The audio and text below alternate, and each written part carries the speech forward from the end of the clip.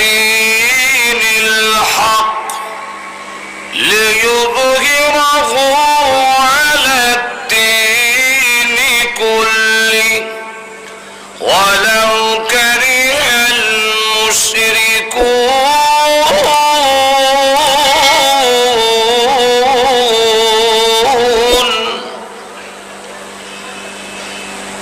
সেই সত্তা যিনি তার রাসূলকে প্রেরণ করেছেন কি দিয়ে?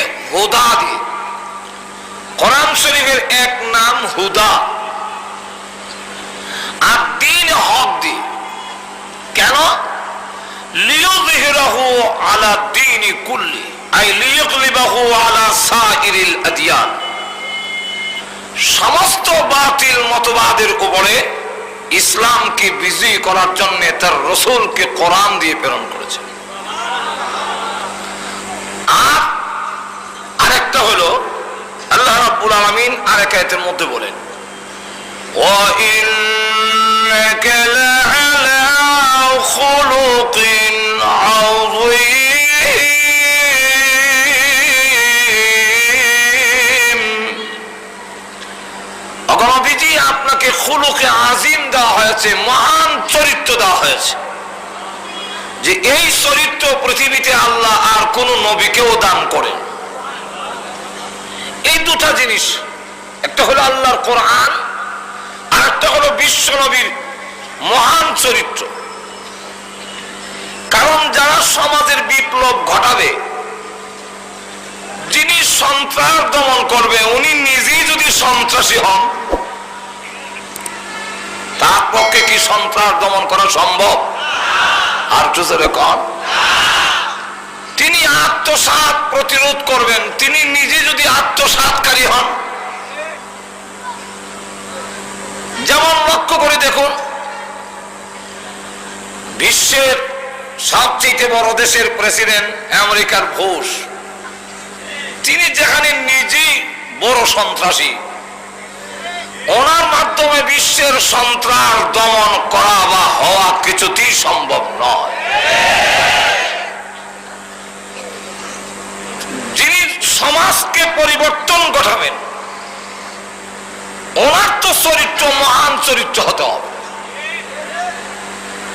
একমাত্র আল্লাহর নবী বিশ্ব নবী রাহমাতুল লিল আলামিন, তিনি ছিলেন মহান চরিত্রের অধিকারী, যার চরিত্রের মধ্যে কলঙ্কের কোন জাতীয় দাগ ছিল না। আল্লাহ রাব্বুল আলামিন এই দুইটা জিনিসের মাধ্যমে তার চরিত্রের মধ্যে এমন আকর্ষণ ছিল, ছোট ছোট বাচ্চারা আসলেও তার মা বাবার নাম ভুলে যেত।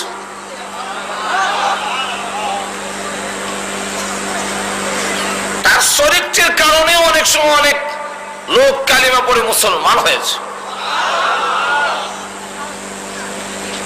যেমন এক ইহুদি ছেলে একটি বোঝা নিয়ে যাচ্ছে, কিন্তু সে নিতে পারছে না, এই জন্য চোখের পানি ছেড়ে দিয়ে কাঁদছে। আল্লাহ রাসূল বলেন, তোমার এই বোঝাটা, এই কাঠটি আমার মাথায় দিয়ে দাও, আমি তোমার বাড়িতে পৌঁছাই দিই।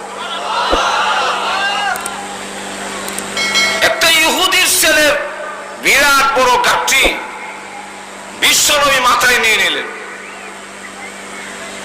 তার বাড়ির সামনে গিয়ে রাসূল তার গাঠটি রেখে দিয়ে বলেন, আমি এবার চলে যাই। তার বাবা জিজ্ঞাসা করে, এত বড় গাঠটি কে এনে দিল? ছেলেটি জবাব দেয়, লোকটা দেখতে 14 তারিখের চন্দ্রের চাইতে আরো উজ্জ্বল তার চেহারা, তার মিষ্ট মধুর ভাষা, লোকটা চিনি না। তার বাবা জিজ্ঞাসা করে, কোন পারিশ্রমিক চাইনি? না। ইহুদি লোকটা বলে, 14 তারিখের চন্দ্রের চাইতে তার আরো উজ্জ্বল চেহারা, সমুদর তার ভাষা, কোন পারিশ্রমিক নিল না। লোকটাকে দেখার জন্য দৌড়ে বের হয়েছে। দেখেন বিশ্বনবী হেঁটে হেঁটে যাচ্ছে। ছেলেটিকে জিজ্ঞাসা করে, ওই যে লোকটা দেখা যায়, উনি কি? বলে, হ্যাঁ, উনি তো মুহাম্মদ, উনি আব্দুল্লাহর ছেলে মুহাম্মদ। তাই নাকি? দৌড়ে আসলো, হে মুহাম্মদ দাঁড়ান, আমি বুঝে ফেলেছি আপনার আজকের আচরণে আপনি আল্লাহর পয়গম্বর, কোনো সন্দেহ নেই।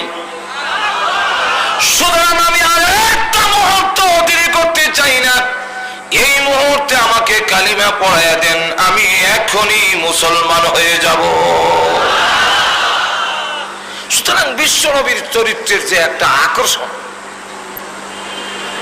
এই দুটা জিনিসে আরবের প্রতিটি ঘরে ঘরে গুঞ্জন শুরু হয়ে গেছে।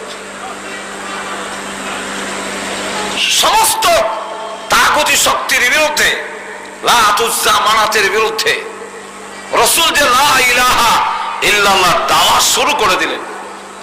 রাসূলের এই দাওয়াতে যারা সাড়া দিল তারা অত্যন্ত নিরীহ, গরিব, কালো, দেখতে সুন্দর না, আবার অনেকে গোলামের ঘরের গোলাম, স্বাস্থ্য নেই, টাকা নেই,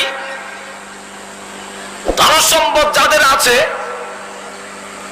এবং যাদের ক্যাডার বাহিনী ছিল, লাঠিয়াল বাহিনী, তারা বেশিরভাগ ইসলাম এবং নবীর বিরুদ্ধে।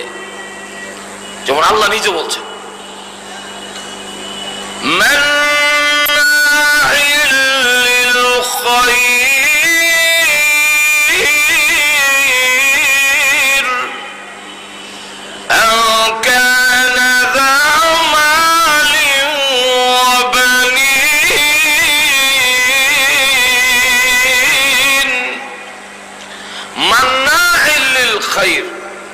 কল্যাণের কাজে বাধা প্রদানকারী,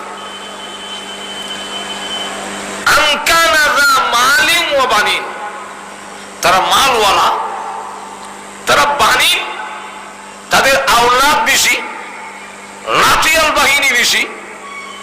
এই সম্প্রদায়ের লোকেরাই ইসলামের বিরুদ্ধে।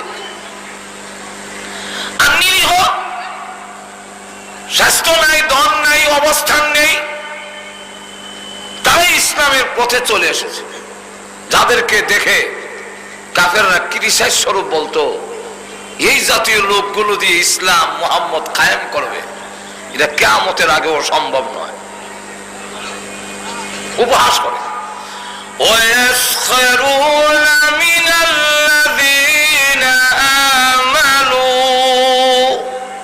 যারা ঈমানদার তাদের সাথে উপহাস, ক্রিটিসাইজ করে। আল্লাহ জবাবে বলেন, والذين اتقوا فوقهم يوم القيامة, তোমাদের কাছে তাদের কোনো মর্যাদা নেই, সম্মান নেই, কিন্তু মহান আল্লাহর কাছে তাদের সুউচ্চ মর্যাদা, অনেক সম্মান। কালো বিলাল, ওনাকে কালো কাউয়া বলে আখ্যায়িত করে, কোন সম্মান তার নেই, তিনি গোলামের ঘরের গোলাম। কিন্তু আল্লাহর নবী, বিশ্ব নবী রাহমাতুল লিল আলামিন ডেকে বলেন, হে বিলাল শোনো, কিয়ামতের কঠিন ময়দানে আমাকে আহ্বান করা হবে জান্নাতের গেটটা খুলে দেওয়ার জন্য, কারণ জান্নাতের চাবি আমি বিশ্ব নবীর হাতে থাকবে। কার হাতে? বিশ্ব নবীর হাতে। আল্লাহ রাসূল বলেন, আমি যখন উঠে আরোহণ করব তখন তুমি কালো বিলালকে আহ্বান করা হবে আমার উটের লাগাম ধরার জন্য। হে বিলাল শোনো, কিয়ামতের কঠিন ময়দানে আমি উঠে আরোহণ করব, আর তুমি নিচে থেকে আমার উটের লাগাম ধরে ধরে কিয়ামতের কঠিন ময়দানে তুমি বিলাল আমার সাথে জান্নাতের ভিতরে প্রবেশ করবে। কালো বিলাল, তাদের কাছে দাম নাই, কিন্তু আল্লাহর কাছে দাম আছে। কিন্তু যেহেতু তাদের লাঠিয়াল বাহিনী নেই, ধন সম্পদ নেই, কাফেরদের নির্যাতনের শিকার, কাউকে জ্বলন্ত আগুনের আঙ্গার মধ্যে শুয়ে রেখে বাড়ি পাথর দিয়ে তামা দিয়ে রাখে, যেমন হযরত খাব্বাব,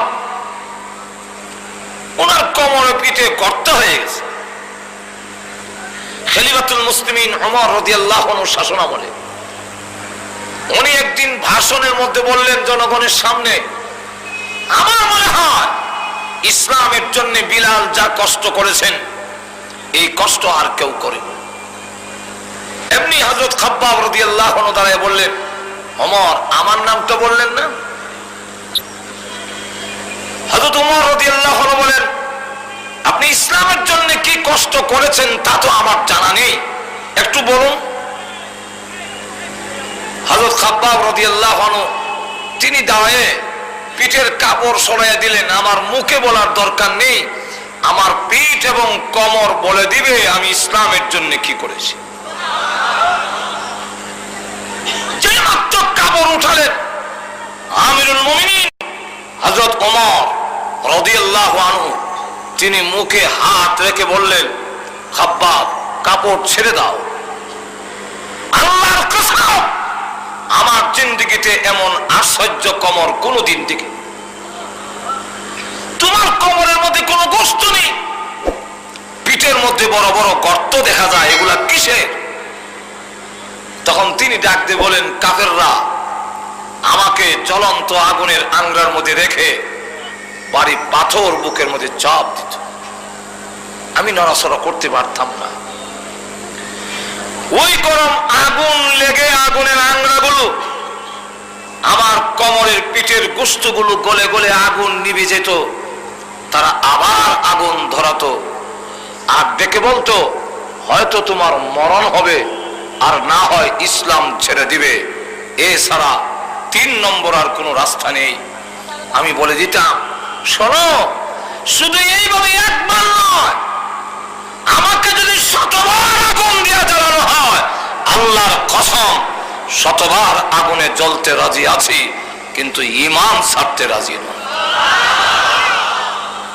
কারণ ঈমানের মূল্য জীবনের চাইতে বেশি না কম? আর একটু জোরে কম। কেন বেশি? যে আমি যদি আমার জীবন ইসলামের জন্য দিয়ে দেই, মৃত্যুর পরে আবারও জীবন পাওয়া যাবে। যারা বললাম ঠিক না? মৃত্যুর পরে কি আবার জীবন পাওয়া যাবে না? তবে জীবন দিলে জীবন পাওয়া যাবে, আর ঈমান হারাও পৃথিবীর থেকে বিদায় হয়ে গেলে ঈমান আর পরে পাওয়া যাবে না। যেরকম ঠিক কিনা? সুতরাং ঈমানের জন্য, ইসলামের জন্য আমি জীবন দিতে পারি, কিন্তু ঈমান হারাতে পারি না।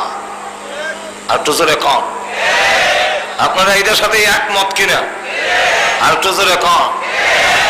প্রয়োজনে আমরা এই দেশ ছাড়া হতে পারি, প্রয়োজনে জীবন উৎসর্গ করতে পারি, কিন্তু আমি ঈমান ছাড়তে পারি না।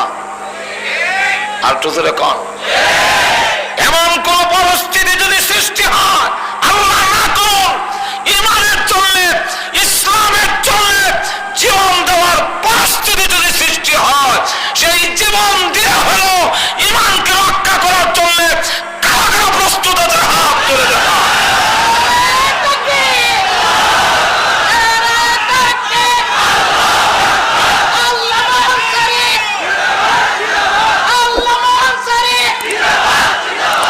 ভাইয়ের আমার, হাত নামা।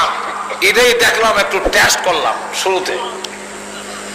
সাহাবায়ে কেরাম আজকে সারা বিশ্বে এই সূরা আমাদেরকে শিক্ষা দেওয়া হচ্ছে, এই কথাটাই বুঝাবেন যে ঈমানের পথ অত্যন্ত পিচ্ছিল পথ, ঈমানের পথ অত্যন্ত কঠিন পথ। যারা বলেন ঠিক কিনা? এর জন্য, রক্ষার জন্য যারা জীবন দেওয়ার প্রস্তুত থাকবে, এই জাতিকে কেউ দাবায় রাখতে পারবে না। আর একটু জোরে কন। সুতরাং আসুন, এইভাবে হযরত আম্মার ইবনে ইয়াসিরকে লোহার পোশাক পরিধান করে জ্বলন্ত আগুনের মধ্যে রেখে দেয়। লোহার পোশাকটা গরম হয়ে শরীরে লাগলে কেমন হবে? অথচ রসুল কাছে দিয়া যায়, ইয়া রাসূলুল্লাহ, মাতা নাসরুল্লাহ, আল্লাহ সাহায্য কখন আসবে? আপনারা বলছেন আল্লাহ সাহায্য করবে, আর কোন দিন আসবে? গোশতগুলো খসে পড়ে গেছে। আল্লাহ রসুল শুধু বললেন, হে আম্মার ইবনে ইয়াসিরের পরিবারের লোকেরা, ধৈর্য ধরো, আল্লাহর সাহায্য আসবে, এর মধ্যে কোনো সন্দেহ নেই। আল্লাহর সাহায্য আসার আগে আগে যদি তোমাদের মৃত্যু হয়ে যায়, আমি রসুল ঘোষণা দিলাম আল্লাহর তৈরি জান্নাত তোমাদের জন্য ওয়াজিব হয়ে যাবে।